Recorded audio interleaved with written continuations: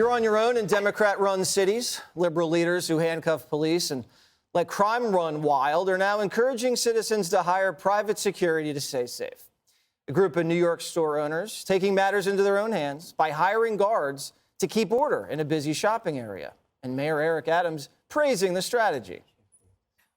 It is a wise strategy because I say this over and over again. Not only must the numbers reflect safety, but people must feel safe. People must feel safe, and we must make sure that businesses are safe in the city. And that's what the NYPD is doing. This isn't the first time. There are plenty of business owners who had no choice but to hire private security. You may remember when I interviewed an armed guard hired by our Philly gas station right there. Look at him toting that AR.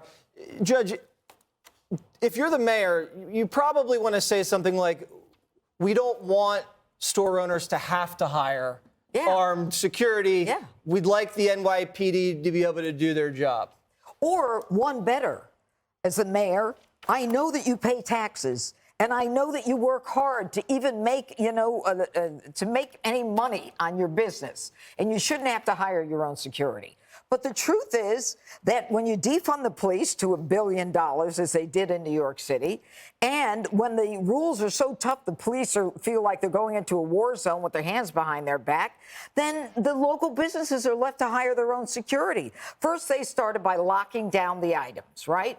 Then they started by putting more cameras in and hiring more security. And then they had security escorts who were walking people to their cars because somebody gets shot or killed outside of a store.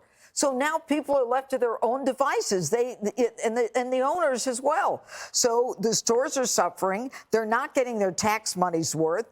And there's an increase in violence as the theft goes up. So this is when people say, I want to have a gun. Yeah, it's hard to come back from COVID or a crime wave when you look like a third world country, when you have armed guards standing outside certain shops. Certain shops can't afford this, though. Absolutely. Well, that's what I was thinking, that it probably is a luxury that this store owner or the Philly gas station was making enough that they could afford this. These are people who need to make a living, and rightly so.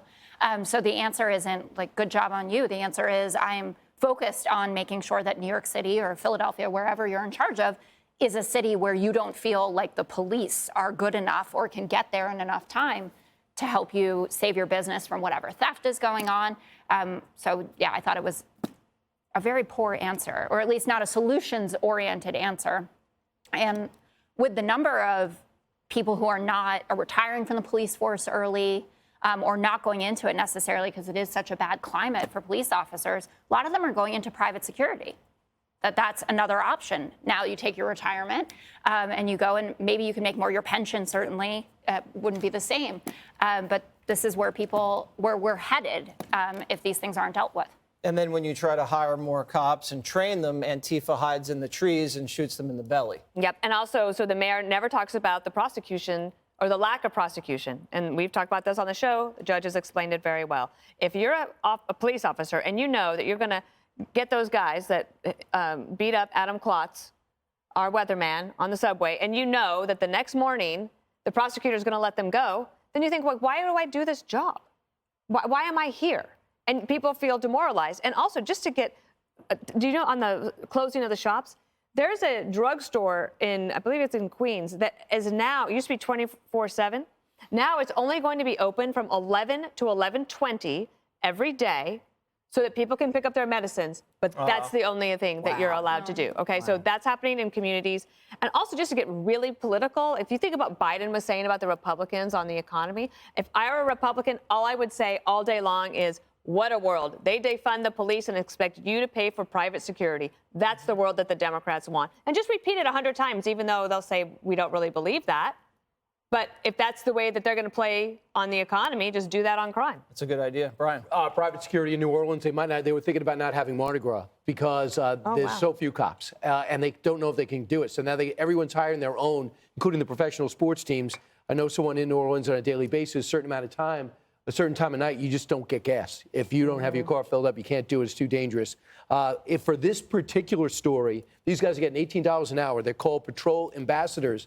But as Curtis Sliwa texted me when we were doing this story this morning, who knows anything more about law enforcement than just about anyone, including Eric Adams, he says New York City is 4,000 cops down. And the fact is, these ambassadors might be the best people in the world, but they still have to call 911. So it's back to the cops that weren't there to begin with. So that's why this is terrible. 56% of small retail businesses experienced theft over the last year, and 86% say most of the time the crime leads to violence.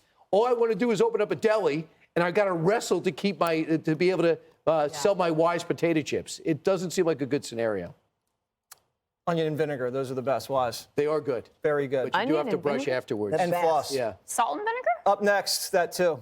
I was thinking sweet onion. I think I No, combined the onion two. vinegar doesn't sound terrible. It sounds pretty That's just bad. Pringles, much more. It's very pungent. We gotta go. For sure. Hi, everyone. I'm Brian Kilmeade. I want you to do me a favor. I want you to click to subscribe to the Fox News YouTube page. This is the only way that I know for sure that you're not going to miss any great commentary, any great news bites, any great interviews coming your way on Fox. You can get it all here on YouTube. So subscribe right now.